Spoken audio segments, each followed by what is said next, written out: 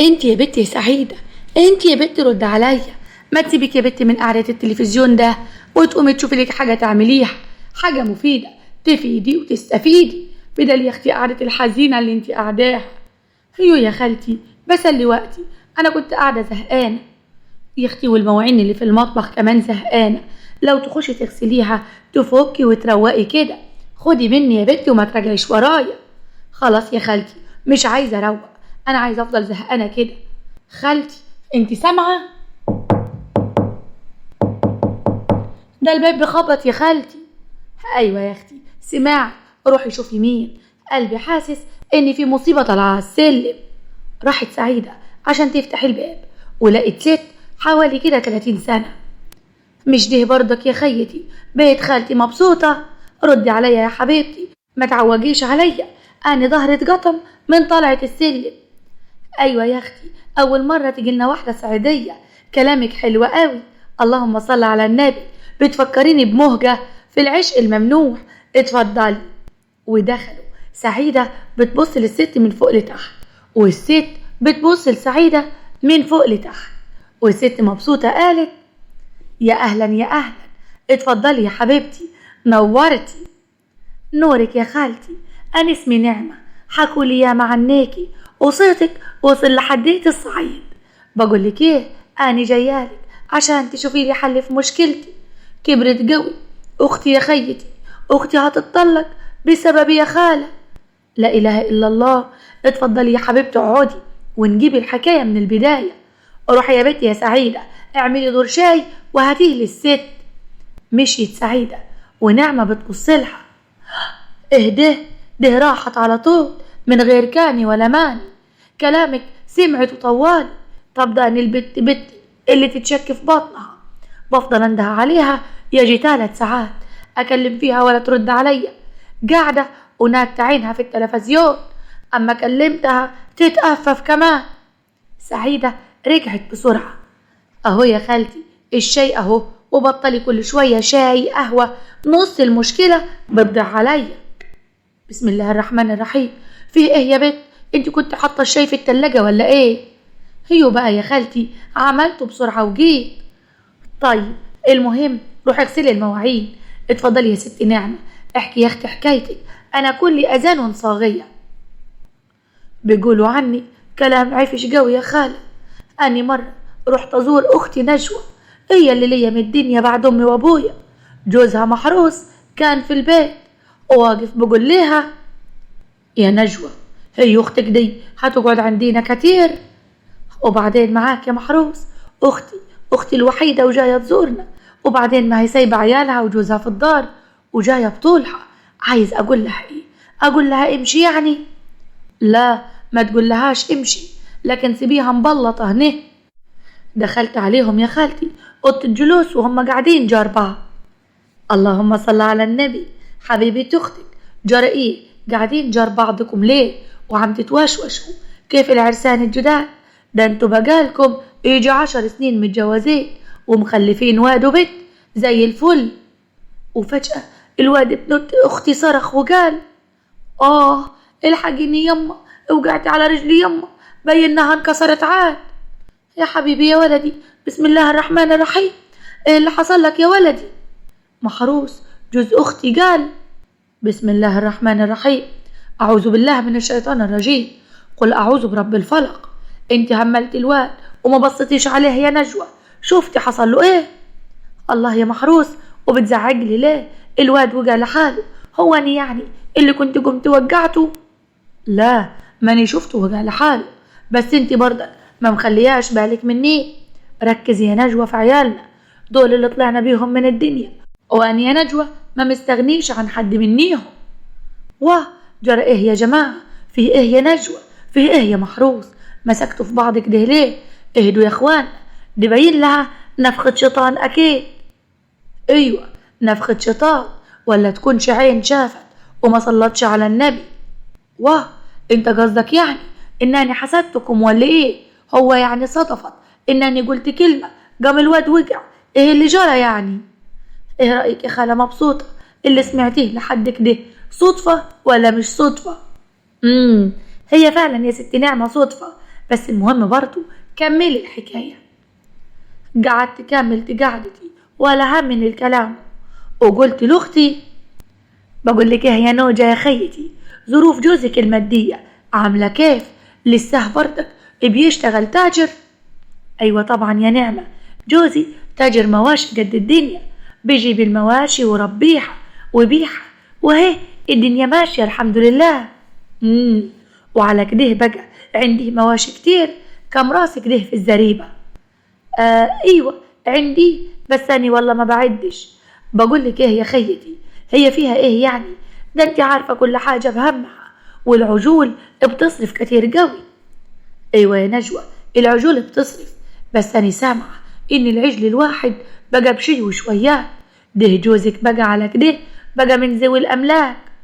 وفجأة يا خالة دخل محروس وهو بيقول السلام عليكم، شفت الخراب اللي حط علينا يا نجوى؟ يا مرك يا نجوى، مالك يا أخوي كفل الشر، وشك مكلوب كده ليه يا محروس؟ ماتت يا نجوى، العجول اتبطت على الأرض كيف الحصيرة، معرفش اللي جرالهم. أنا كنت جنبيهم بوكلهم واسقيهم، إزاي كنت جارهم وحصل لهم كده؟ والله ما أنا عارف. خلاص يا أخوي معلش، انت هتحوش ايه بس ولا ايه؟ استهدى بالله يا محروس، كل حاجة فدا صحتك وكله يتعوض. يتعوض ايه بس يا نجوى؟ هو انت ما تعرفيش العجل دلوقتي واصل لكام؟ حسيت ساعتها يا خالة ان اختي بتبص لي من فوق لتحت وتقول يا ساتر يا رب. ايوه فعلا يا ست نعمة، ان جيتي للحق هو يا ساتر يا رب فعلا. الا قولي لي يا خالة مبسوطة، هي الشاشة الزينة دي كام بوصة عاد؟ لا ده الشاشة دي كنا جايبينها قسط، واقولك اتحرقت الصبح. كملي يا اختي حكايتك كملي. من بعد كده محروس بقى يقول عليا ان انا اللي حسدته، قاليه عشان صدفت قبلها يا اختي واتكلمنا عن المواشي قبل ما تموت. برضو صدفت. وبعدين كملي يا اختي، انا حاسه ان احنا هنولع لحد اخر الحلقه. جوزها يا خالتي اتشاكل معاها. شوفي بقى يا نجوى، اختك نعمه دي مش اول مره تصدف معاها الحركه دي عليها شهقه، وتقول اسم الحاجه بتتفرتك في دقيقه، بتتنسي في نسف. خليها تروح بيتها، انا زهقت عاد. ايه انت اتجنيت يا محروس؟ عايز نقول لخيتي تمشي من داري؟ لا طبعا ما ينفعش تسيبيها تمشي، خليها تقعد لحد لما تجيب اجلنا كلاتنا. نجوى سبت وطلعت قعدت جنبي برا. ياه ايه الحصان دي زين قوي، بتجيبوا كمان تماثيل وتحطوها في البيت، بيلو غالي قوي.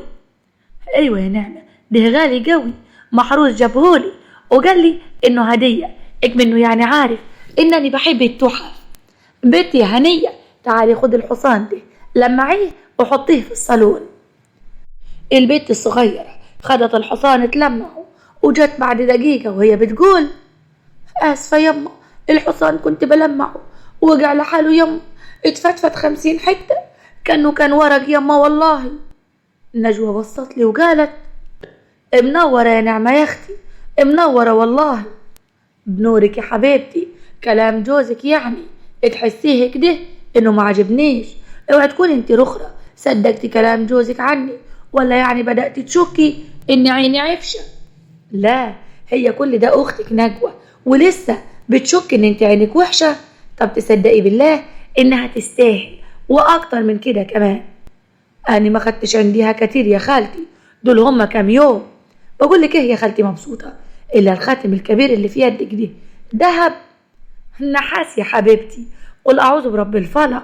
كملي يا اختي الحكاية. ايوه صح، خلينا في حكايتي. في يوم يا خالتي جت عنديها حماتها، وحماتها دي ربنا يوعدنا. ايه يا اختي راحت الحج؟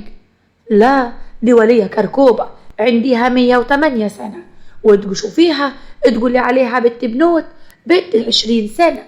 حماتها صغيرة قوي، وقاليه مشايلينها تلفون محمول. إلا قولي لي يا نجوى، هي حماتك دي ما بتموتش ليه؟ ده أنا كل سنة أشتري عباية سودة وأجهزها وأقول لا طلعت حمات نجوى الولية يا أختي بتصغر. معلش بقى يا خيتي، حماية مات وعيالها اتجوزوا، وهي فاجت لنفسها. وبعدين حماتي وليا زينة وذوق قوي في الكلام. بقول لك ايه يا بنتي، انا هقوم اتكلم في التليفون برا، سنديني عشان انزل السلم، ولا اقول لك خليك انت قاعده مع خيتك. منوره يا ست نعمه. ده نورك يا خالتي، انزل السلم واحده واحده وخلي بالك. ولو انك هتخلي بالك من ايه، لا عنديهم سلمه مكسوره ولا انت فيك حاجه، صحتك اصبى من نعال. وفجاه الواد اختي جه يجري وقول: ايه الحق يما، جدتي وقعت على السلم وبين لها كده اتكسرت. يا لهوي، الولية ماتت من نظرتك عليها يا نعمة؟ لا، هي اتشلت بس. ومحروس جري على امه وقال: يا حبيبتي يما، الف سلامة عليكي، جات لنا منين العين الشينة دي يما؟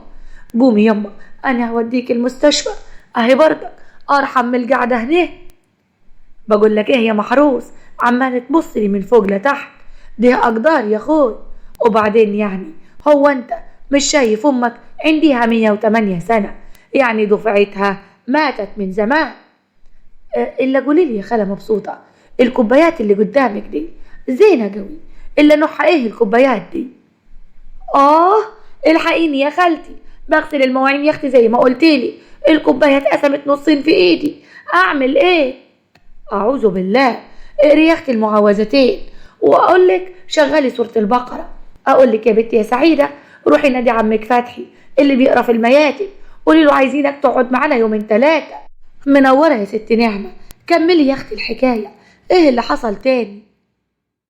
الأبلة قالت لي إنني جايب درجات حلوة قوي، إن شاء الله هجيب ممتاز زي كل سنة وأطلع الأول. ما شاء الله عليك يا ولدي، واني عندي وعد ليك، بس تطلع الأول كيف كل سنة، وأنا هجيب لك البسكليتة اللي نفسك فيها. خلاص يا بوي، جهز فلوسك، أنا خلاص عارف إنني هطلع الأول بإذن الله. أنا فاضل عندي مادة واحدة بس، داني بذاكرها طول الليل والنهار، همتحنها بكرة بإذن الله، والنتيجة تظهر بعدها بكام يوم.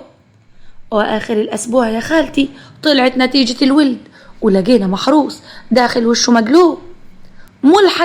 ملحق يا سعيد، انت يا ولا تجيب ملحق بعد ما كنت بتطلع الأول كل سنة؟ والله يابا كنت حالي زين، ما عرفش اني جبت فيها ملحق كيف. بقول لك ايه يا ولا، شايف الأوضة دي ما تطلعش منيها واصل لحد ما ترجع تذاكر زي الأول. منورة يا ست نعمة، منورة يا اخت مرتي.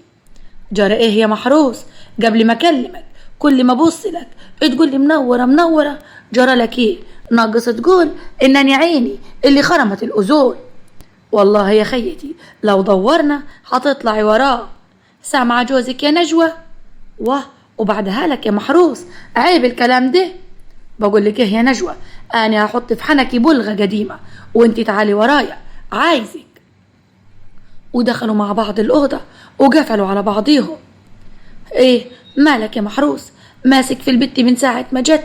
مرة تقول حسدت، كل ده يعني عشان صدفت مرة والفاس وقعت في الراس؟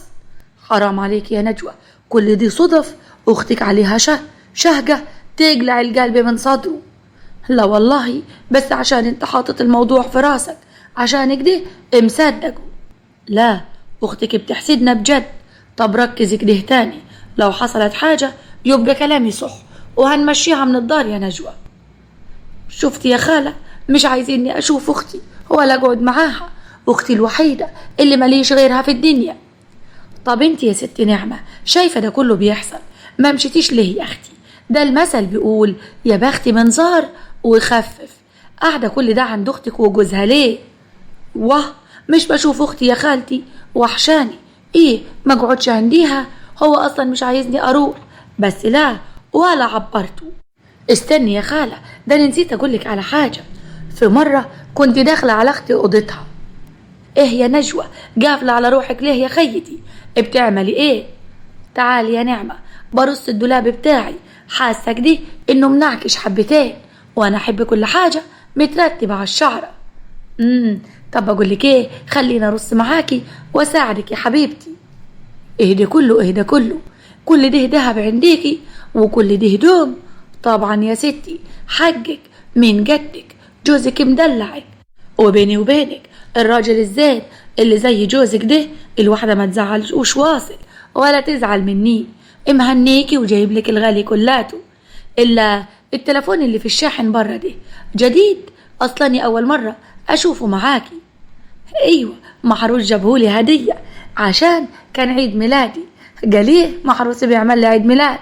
والله فكرتيني، حكم الراجل قال لي ما سيبهوش على الشاحن كتير لا ما اروح اشيله. وخرجت نجوى تشيل التلفون من على الشاحن ورجعت وهي بتقول هي مرك يا نجوى يا مرك، شوفي يا نعمة التلفون جاب شاشة مش عارفة يا اختي، انا خرجت لقيته مولع نار. واه يا ساتر يا رب، ده اكيد الكهرباء زادت ولا انت نسيتيه كتير على الشاحن لما الكهرباء لسعته. يلا بقى فداكي كهرباء برضك اللي لسعته. عموما فداكي يا خيتي، تعالي بقى أنا جهزت الوكل خلينا ناكل. قعدت يا خالتي معاها على السفرة وهي بترص وأكلم روحي وأقول أمال إيه، اثبت يا بت إن أنت ست بيت، أمال إيه العيال نضاف وحلوين لا ومتربيين، شوف إزاي قاعدين زي الأختين الحلوين هناء وشيرين. شايفة القمر؟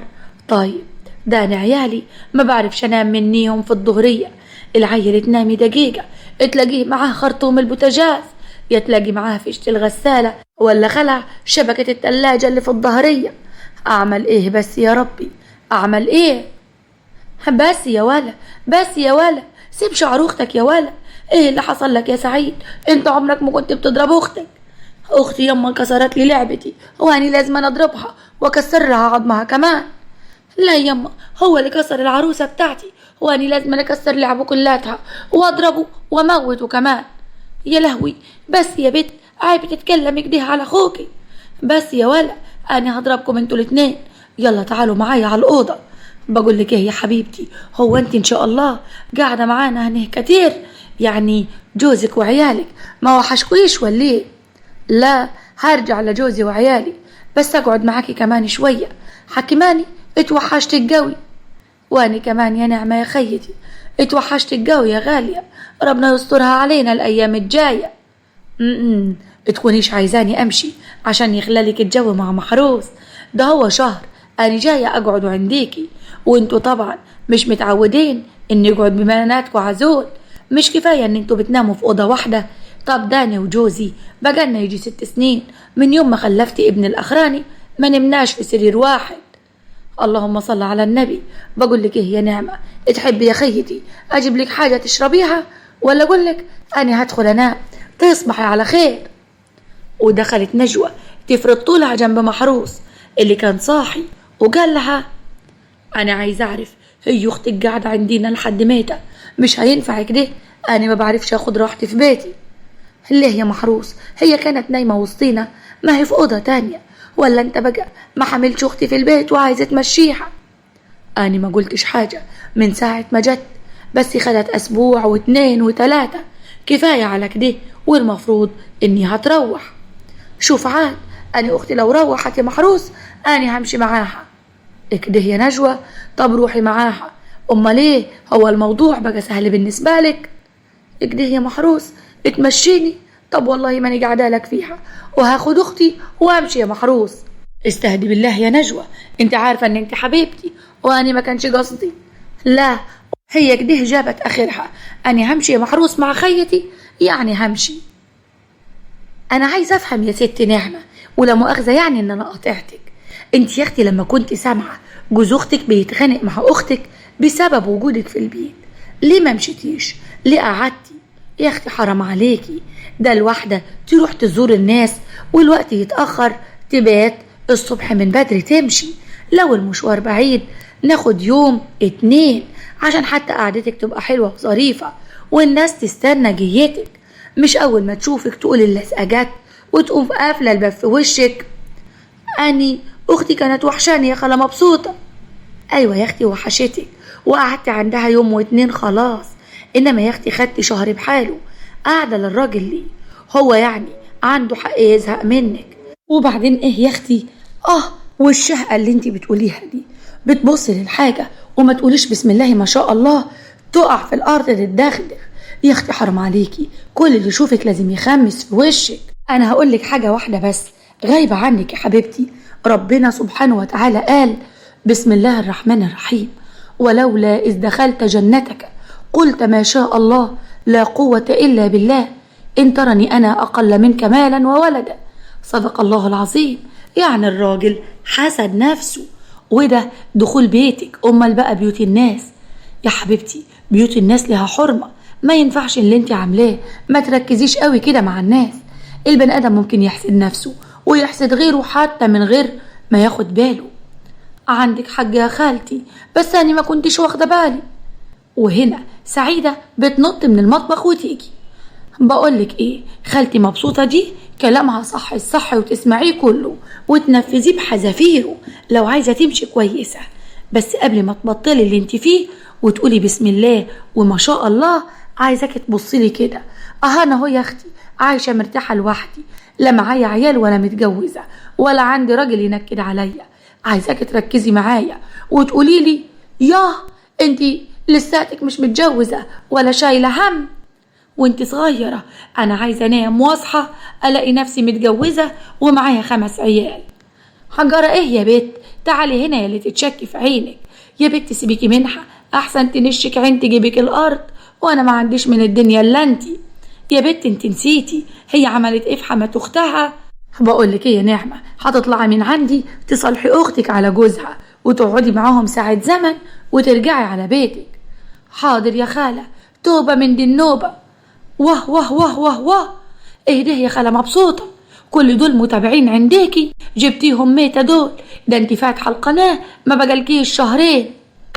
يا لهوي يا مصيبتي، الله أكبر، لا إله إلا الله، لا حول ولا قوة إلا بالله.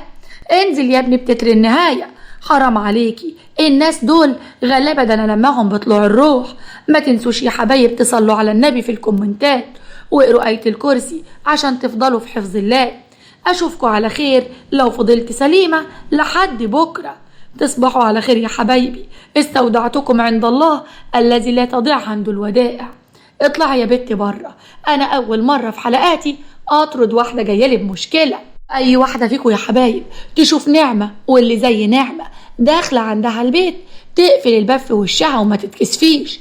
بيتك وعيالك وحياتك اهم من ناس كتير قوي، وانتوا طبعا كل واحده فيكم عارفه انا بتكلم عن مين. اكيد كل واحده فيكم عندها حد في حياتها زي نعمه. لما تشوفيها جايه عليكي اقفلي بابك بترباسك، واوعي تقول اصل انا مكسوفه منها. اللي يبصلك بعين بصله باتنين، وبيتك وولادك وخيرك اهم منهم كلهم. انا قلت اللي عندي، ويا رب الرساله تكون وصلت. انزل يا ابني بتتر النهايه.